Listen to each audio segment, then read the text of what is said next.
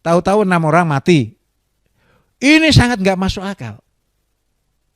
Saya bayangkan kok kita kadang-kadang tembak-menembak memerlukan waktu yang lama. Ada mati 1 aja sudah lama waktunya. Tidak gampang menembak orang itu. Apalagi situasi yang saya katakan tadi malam hari loh. Malam hari itu dibatasi kegelapan. Seandainya langsung hanya berlindung saling tembak itu memerlukan waktu. Jadi singkat cerita kalau misalnya tahu-tahu sepihak aman, sepihak meninggal itu lucu banget. Udah nggak masuk akal. Saya sebagai orang yang merasakan kontak tembak itu berkali-kali, omong kosong itu. Dengan kata lain saya ngomong, siapapun berhadapan dengan saya, silakan. Saya mengatakan itu tidak valid, omong kosong. Berdasarkan pengalaman saya, menceritakan pengalaman orang lain. Jadi Pak Sugeng selaku purnawirawan tentu berpengalaman dengan yang namanya kejadian insiden tembak-menembak lah secara umum. Ini ada insiden terus semuanya ditembak mati oleh petugas ini. Ini kira-kira gambarannya seperti apa? Insiden ini seperti apa gambarannya? Silakan Pak Sugeng. terima kasih kesempatan yang diberikan ke saya. Begini ya, saya tidak ada pamrih apa-apa. Kecuali sisa umur saya ini saya baktikan, saya abdikan untuk kebaikan dan kemajuan agama, bangsa, dan negara. Maka mohon maaf, saya tidak bisa dipaksa atau mengatakan secara terpaksa apakah polling itu benar atau tidak. Saya tidak bisa gitu. Tapi saya ingin mencoba menggambarkan. Saya awali tidak langsung apakah baku tembak atau tembak menembak itu benar atau salah. Kemudian seperti apa. Saya akan mencoba membawakan dari sononya, dari dari payungnya. Dengan gitu nanti barangkali saya tanpa menjelaskan tentang tembak menembaknya sendiri, orang akan sudah bisa menjawab, oh iya benar, oh iya. Sehingga masyarakat silakan.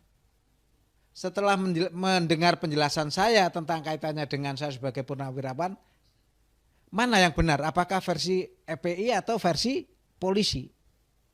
Jadi marilah saya ajak berpikir. Negara itu terdiri ya dari pemerintah, TNI Polri atau itu termasuk pemerintah ya. Kemudian ada rakyat, ada wilayah, di samping itu juga harus ada pengakuan secara hukum dari negara lain, termasuk negara tetangga. Itu yang pertama. Nah karena ada negara, tentu negara itu punya cita-cita. Yang cita-cita itu dikerucutkan menjadi tujuan nasional. Berarti tujuan nasional terdiri dari kepentingan nasional, itu dulu. Nah, di dalam mencapai itu kita tidak bisa bahwa kita karena tidak menjadi negara berdiri sendiri ya, kiri kanan kita itu ada negara lain. Maka kita di dalam menuju ke sana tidak terlepas daripada perkembangan yang ada. Istilahnya bisa perkembangan luar negeri dan dalam negeri. Yang kalau kita istilahkan itu suatu strategi, jadi perkembangan bagaimana ditinjau dari segi ideologi, politik, ekonomi yang kita ringkas menjadi geografi, demografi, kondisi sosial serta faktor-faktor yang berpengaruh. Nah, nanti berangkat dari situ, saya tanpa menjelaskan itu benar atau salah, mana yang lebih benar, versi FPI atau polisi, nanti silakan diikuti dengan seksama. Saya pelan-pelan menjelaskan biar jelas. Begini, jadi perkembangan dari luar negeri termasuk dalam negeri kita juga seiring dengan kemajuan ilmu pengetahuan dan ilmu teknologi, di dalam analisis strategi kita itu mengatakan bahwa ternyata perkembangan itu cenderung kepada perubahan secara cepat dari multidimensi. Gitu. Nah, maka dengan perkembangan yang perubahan yang cepat ini mengakibatkan penyikapan terhadap pertahanan negara kita menjadi berubah juga. Kita masih ingat dulu jadi satu ya TNI Polri itu yang kita kenal dengan ABRI. Nah, dengan perkembangan itu akhirnya timbullah perundang-undangan peraturan yang mengatakan TNI dipisah dengan Polri. Nah, dengan pemisahan itu pasti ada plus minusnya. Nah, saya singgung tentang Polri itu sendiri. Polri di dalam aturannya dia mempunyai peransi untuk mengayomi, melindungi, dan menyelamatkan masyarakat. Di samping juga melaksanakan penegakan hukum. Ini berat bagi Polri. Bayangkan mengayomi, melindungi tapi campur dengan penegakan hukum. Nah, di samping itu lebih ngeri lagi ada namanya mengatasi pemberontakan bersenjata dalam negeri. Saya ulangi, pemberontakan dalam negeri. Tugas ini luar biasa. Tapi itulah undang-undang jadinya begitu. Tetapi apa akibatnya? Kita dari TNI juga sebenarnya ragu, mampu enggak ini polisi? Karena polisi itu disaranai yang seperti itu, orangnya, senjatanya. Seandainya ini pemberontak itu lebih keras, lebih banyak, lebih kuat daripada dia, loh, akibatnya apa? Jadi sekali lagi dalam undang-undang itu perlu kita tinjau lagi. Mampu enggak? Memang dalam pelaksana, dalam Undang-Undang nomor 34 tahun 2004 itu ada pemisahan masing-masing tapi ada tugas-tugas saling bantu. Nah, seandainya ini dicapai, itu memang betul, hanya pelaksanaan susah. Faktanya polisi kasarnya tidak pernah merasa berat. Kasarnya sudah nggak perlu dibantu, bisalah kita. Itu. Ini menurut versi polisi. Tetapi dengan adanya undang-undang itu akhirnya ya entah berapa orang lah, berapa kelompok diikutkan. Yang penting ada TNI, ada polisi. Tapi sebenarnya itu ada aturannya yang bagaimana seharusnya. Dan itu bukan berdasarkan penentuan dari polisi, tapi yang menentukan itu negara. Negara, dalam hal ini presiden. Ya, dalam hal ini presiden. Jadi dalam sasaran seperti ini banyaknya polisi berapa, TNI berapa, itu harus ada keseimbangan.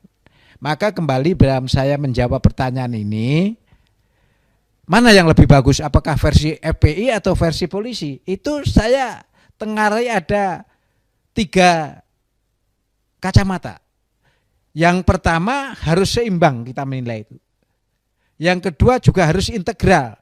Dan yang ketiga solusinya harus kena. Itu satu sisi.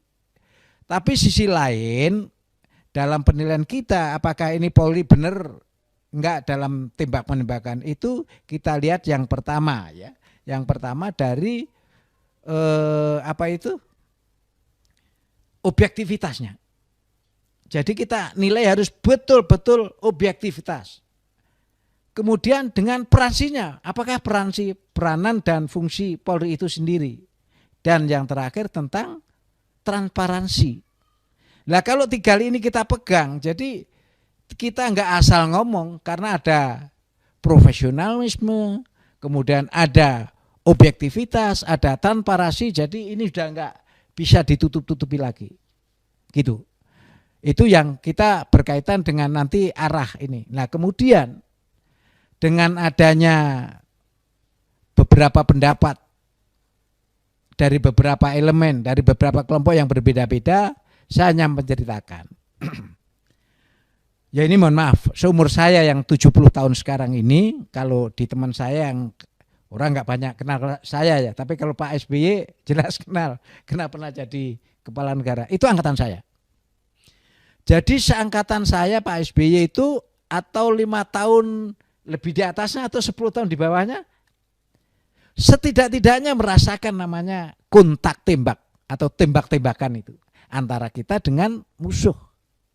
Nah saya berangkat dari situ sehingga saya akan menganalisa bagaimana kira-kira gambaran versi polisi terjadi tembak menembak. Ya, saya ada 3 hal yang saya tinjau. Yang pertama medan, musuh dan situasi itu sendiri. Sekarang kita lihat, bicara Medan ya, Medan itu daerah maksudnya. Kebetulan kilometer 50 saya pernah di situ. Secara nggak sengaja saya bawa mobil dari Jakarta ke Bandung, ban saya meletus persis kilometer 50. Nah, sambil nunggu ban saya dikerjain sama tukang tambal ban, saya melihat-lihat situasi di situ. Oke, jadi situasinya sudah saya pegang, situasi medan skater. Terus yang kedua, kita tinjau dari profesionalisme atau tugas-tugas polisi. Kalau polisi dalam itu menyampaikan dalam rangka penyidikan atau penyelidikan katakanlah ya, atau kalau kita dengar dengan bahasa surveillance, lah itu ada aturannya kan, ada protapnya, ada shopnya. Sebenarnya dibolehkan seperti apa penguntitan itu? Apakah harus kontak tembak? Atau harus mepet terus? Apa cukup dari jauh? Nah itu sangat dinamis. Nah sekarang begitu bicara kontak tembak, kita lihat dari versi sumber-sumber lain tentang sebelum terjadi peristiwa itu, di mana iring-iringan ini yang terdiri dari 8 kendaraan itu, 4 kendaraan ini, nah itu mesti kita harus melihat mana yang bisa kita percaya. Nah, ini banyak orang yang nggak paham bahwa itu merupakan narasi pembenaran. Ujung-ujungnya sebenarnya menuju kepada keadilan hukum. Maksudnya apa? Masing-masing pihak mencari narasi yang menurut dia benar. Nanti disusul pihak lain ganti menyalahkan pembenaran itu. Susul lagi terus begitu. Nah, kalau ukurannya masing-masing ya tidak ada yang salah, semuanya benar, ya kan? Maka di samping tadi disampaikan tentang hasil pooling, saya melihat dari segi cuaca medan tadi. Dari segi medan yang terbuka seperti itu, di dekatnya di situ ada rest area yang kecil ya, bukan rest area seperti kilometer 57 itu kan gede kan. Ini enggak, hanya rest area warung-warung kecil, hanya beberapa buah warung itu aja. Kemudian tidak jauh dari situ aja juga ada perkampungan penduduk. Nah dari informasi warpi yang A1 lah istilahnya kita percaya, jadi memang sudah ada tanda-tanda sebelumnya. Jadi pada jam-jam sebelumnya polisi memang sudah yang di situ. Katakanlah sebagai tim yang apa ya, kalau di kadang bisa atau menjemput bisa, tapi sudah ada di situ. Yang intinya ada di situ. Nah kemudian berkait dengan berangkatnya si rombongan imam besar ini, jamnya kan jelas bahwa begitu rombongan itu datang di situ, persis setelah ada pengadangan itu atau pemberhentian itu, maka terjadilah kelompok yang 6 orang tadi. Kelompok yang 6 orang tadi turun. Kemudian intinya rakyat mendengar 2 kali tembakan lah. Dan faktanya ada yang ngomong ban kempes dan ada 1 meninggal di situ kan begitu. Jadi dikaitkan dengan, saya bandingkan dengan kotak tembak yang saya ceritakan tadi, di mana ya keseimbangan cerita itu kurang logis. Begini, kalau namanya tembak menembak berarti sepihak punya alat tembak, sepihak juga punya alat tembak. Artinya sama bersenjatanya. Nah kalau sudah gitu, maaf, meskipun saya tentara, saya juga takut dengan bedil itu. Takut. Makanya protapnya dalam militer itu gak boleh kita itu senjata meskipun kosong ditodong-todongkan, gak boleh. Ada aturannya itu. Karena begitu bahayanya. Kesimpulannya apa? Jadi kalau kita berperang, meskipun kita itu bawa senjata, kita sendiri sebagai manusia biasa juga punya rasa takut. Membayangkan kalau musuh juga menembak saya, begitulah. Sehingga kalau terjadi tembak menembak itu artinya bisa cara mendadak tapi saling menembak, atau bisa secara jauh-jauhan tapi saling berlindung. Kesimpulannya apa? Kedua-duanya sangat berhati-hati karena punya resiko kematian. Jadi saya menjadi heran, kok enak sekali. Tahu-tahu 6 orang mati. Ini sangat nggak masuk akal. Saya membayangkan kok kita kadang-kadang tembak-menembak memerlukan waktu yang lama. Ada mati 1 aja sudah lama waktunya. Tidak gampang menembak orang itu. Apalagi situasi yang saya katakan tadi malam hari loh. Malam hari itu dibatasi kegelapan. Seandainya langsung lainnya berlindung, saling tembak itu memerlukan waktu.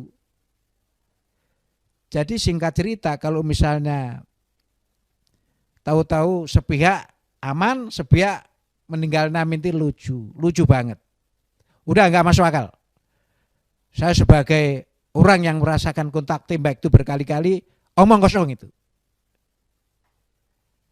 Dengan kata lain saya ngomong, siapapun berhadapan dengan saya, silakan. Saya mengatakan itu tidak valid, omong kosong. Berdasarkan pengalaman saya, menceritakan pengalaman orang lain. Jadi intinya tidak mudah kita menembak tanpa korban kita itu. Terima kasih. Ya. Pak Sugeng. Jadi intinya adalah bahwa untuk mengungkap kebenaran insiden tersebut, kita perlu langkah lebih lanjut agar kita bisa mencari kebenaran yang lebih objektif, komprehensif, transparan, dan profesional. Artinya agar kontroversi perbedaan yang sangat diametral antara versi Polri dan versi FPI ini bisa lebih dipercaya oleh publik luas. Nah, bagaimana menurut pandangan Bapak menyangkut mayoritas responden dari hasil polling ini yang menyatakan perlunya pembentukan tim pencari fakta secara independen agar kebenaran yang bisa diungkap itu lebih objektif, komprehensif, dan transparan. Berarti ini lebih dari sekedar tugas Komnas HAM, tapi melibatkan berbagai pihak secara independen. Ini menurut Pak Sugeng bagaimana? Logis banget. Kenapa? Ini juga diawali dengan keadaan kita, kondisi kita. Bagaimana pelaksanakan tindakan hukum yang kita lihat selama ini. Masyarakat ini sudah enggak bodoh lagi lah. Di samping itu juga HP ini multifungsional. Enggak bisa gampang bohongi, enggak bisa gampang menyembunyikan sesuatu. Dari sini. Nah, maka dari sini kita terlihat bahwa penegakan hukum sekarang ini masih tidak seimbang. Sambil contoh yang jelas ya. Itu Harun Masiku, Joko Chandra, mana sampai sekarang? Iya kan? Udah, itu dari segi kriminal. Sekarang dari segi kerumunan. Banyak dari, ya katakanlah, orang yang pro atau yang dekat dengan rejim. Dia seperti nggak ada hukum yang berlaku. Kemarin waktu pilkada kita lihat itu anaknya Pak Jokowi, ya kita maklum ya terpilih. Entah pun gimana caranya, yang jelas kita terpilih berarti kan mendapat suara terbanyak. Nah tapi kan akhirnya sama kan. Itu secara manusiawi meluangkan kesenangannya, hiburannya untuk bersenang-senang. Nggak pakai masker, gerombolan begitu. Mana ada teguran? Enggak ada. Bandingkan dengan si HP Rizik. Coba saya mulai ya. Sejak mau pulang, itu sudah ada instruksi atau arahan atau dipersilakan oleh Menko Polhukam. Silakan, yang mau jemput silakan. Pak Mahfud bilang begitu kan? Ya, betul. Nah mungkin karena rasa rindunya, rasa simpatinya dan macam-macam, akhirnya tanpa disangka-sangka yang datang begitu berjubel. Nah kalau sudah gitu, apakah ini mutlak kesalahan Imam Besar Habib Rizik itu? Apakah mutlak? Itu yang pertama.